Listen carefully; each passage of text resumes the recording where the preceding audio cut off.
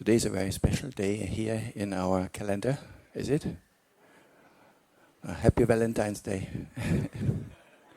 Or International Meta Day. Actually, I'm not so sure. Is it suitable for monk to wish all of you and the ladies a Happy Valentine's Day? Because normally Valentine is more for lovers, isn't it? Well, can you also say to your parents Happy Valentine? Yes? Can? Or is it more for couples mainly? I think in the West it's understood more among romantic relationships that they wish Happy Valentine's Day. Not so much to your auntie and like that. It's actually interesting, this. What are we doing on Valentine's Day? We express our appreciation for the people we care about, isn't it? So people whom we like, we love, we care about. So we let them know from time to time.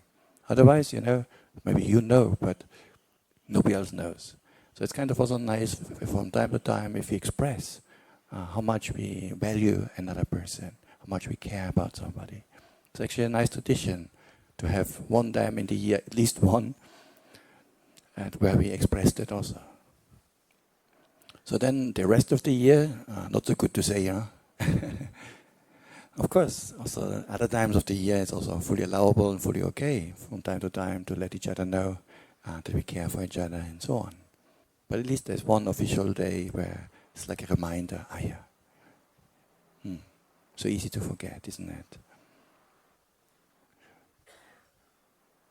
But then sometimes I wonder whether this idea of caring for the beloved one, especially like in a couple, spouse and in their relationship, to what degree do we have something similar in Buddhism?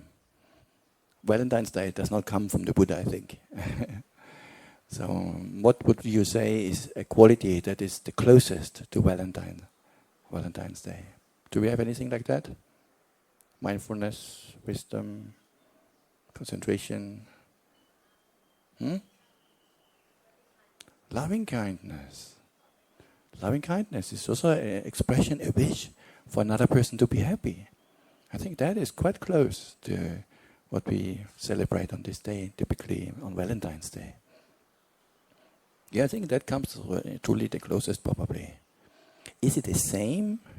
Well, it depends a little bit, So the similarities are, yes, we care for other people, for our family, for our friends or beloved ones, and we let them know at the right occasion. Sometimes also we make a small gift or something like that, isn't it? And that symbolizes our affection for each other. On the other hand, there's also some differences between the idea of carnal love or Valentine's Day and loving kindness. Because what was the Buddha's attitude to the love of a husband to his wife, or grandparents to their grandchildren? Actually, there's a very interesting gatha, a verse in the Dhammapada, where the Buddha says, Bemado jayati soko. From love comes sorrow. Then the next line is, Bemado jayati bhayang. From love comes fear. Bemado vipamutassa nati soko kudo bhayang.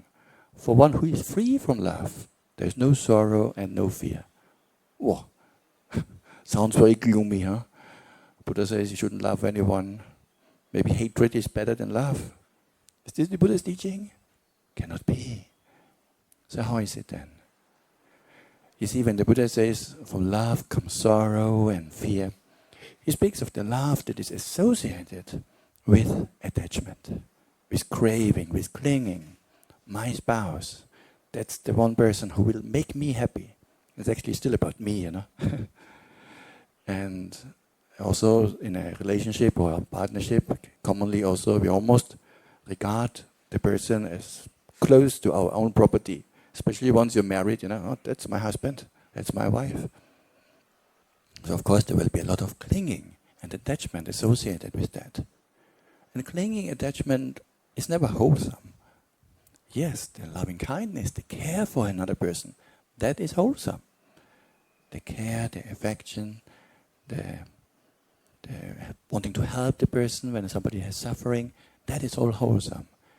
But the attachment and clinging, the craving or jealousy when the person speaks with another person, that none of that is wholesome. So the normal carnal love that everybody knows, that we see in the movies, that one the Buddha actually doesn't call metta, loving kindness. There's a separate word. Just now I used it.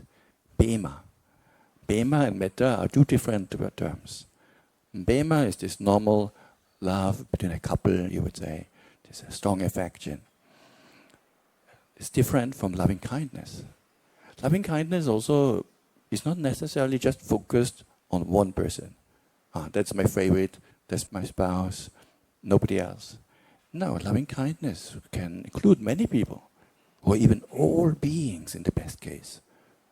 So it's not related just to my close friend or my family member, but loving kindness transcends those boundaries. It's actually quite beautiful. If you imagine, you can arouse the same love, care, affection that you have for one dear person.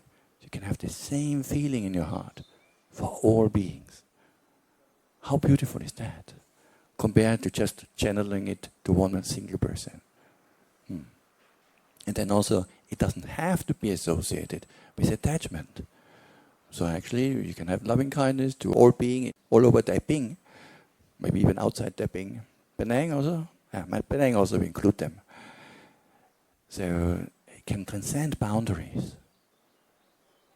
Nowadays, many people, at a time sometimes of war, and people are trying to break down the boundaries between one country to the other.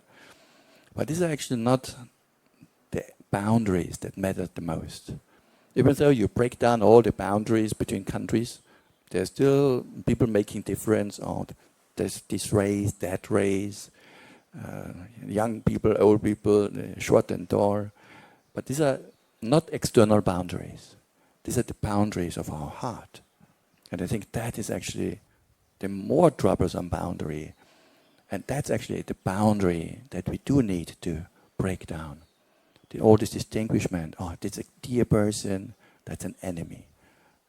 This is my family, I don't care about others.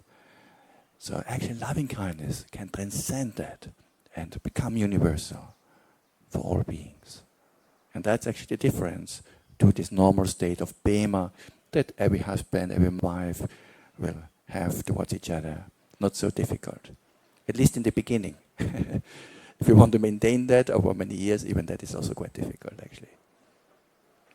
So the goal in Buddhism is not so much to just have this very self-centered love and attachment, but to transcend that and open up to all beings. And become caring, loving, compassionate, for all beings, all humans, even animals included. Seen and unseen beings, near and far away. So when we hear about Valentine's Day, it can be a reminder also for us. There is this quality of love, of care, affection. And also a reminder, how often am I expressing that to those people whom I really care for? Maybe my parents, my siblings. If you have a brother and sister, how often are you telling him that you actually quite care about him? Wouldn't that be nice? Do you think people mind? Do you think people are upset if you tell somebody, I really care for you? You think they don't like it? How high is the danger that people will say, get away from me, I don't want to hear this? Almost zero, right? So everybody likes the feeling of being appreciated and hearing, maybe not every day, but from time to time, that we have value for others. So Valentine's Day can be a very good reminder for that.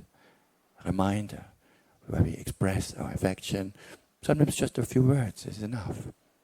Or sometimes a small gift, a small present that symbolizes our relationship. That can also help. So therefore, this Valentine's Day, in our Buddhist circle, we can give it a new meaning. We see it more of an extension of loving kindness. And of course, it doesn't have to be limited just to your spouse or your children. It can be going to anyone, towards all beings, especially here in Taiping, especially here in Tims, even including the monks, it's okay. So loving kindness can go to anyone. With love, with bema, you have to be a bit more selective. Then don't get engaged with the monks with that. Okay? So it's a good reminder, and so I also wish for all of you all the best, and prosperity, happiness, and well-being for all of us. Sadhu. On this occasion, maybe also a good idea to share our affection and express our affection towards our not only presently still living people, but also those relatives and friends who may have passed away, whom we still hold dear in our heart. So, what can we do for them? Not much, but we can always share and invite them to rejoice in our good deeds. So they can happily rejoice by saying sadhu or thank you, and by being happy with the good deeds that you have been doing, such as listening to the Dhamma, sometimes helping each other, offering food in the morning, all these small acts of kindness, even innocent things, like opening the door for someone, all these small gestures of kindness, it's all good karma. So we can invite our departed relatives and friends to rejoice in that, to have a share of the merit of that.